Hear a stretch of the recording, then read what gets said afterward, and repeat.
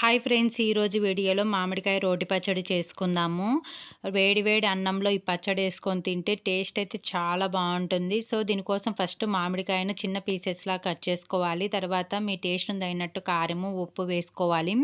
Next వెల్లుల్లి అండి. వెల్లుల్లి అనేది కొంచెం ఎక్కువ వేసుకుంటేనే బాగుంటుంది. తర్వాత రోళ్ళను బాగా వాష్ చేసుకొని తీసుకున్న మామిడికాయ ఉప్పు కారం వేసి కచ్చాపచ్చాగా దంచుకోవాలి. మరి మెత్తగా దంచకూడదు. ఇలా దంచుకున్న తర్వాత దీంట్లోకి మనం తీసుకున్న వెల్లుల్లి వేసి మళ్ళీ 2 మినిట్స్ దంచండి.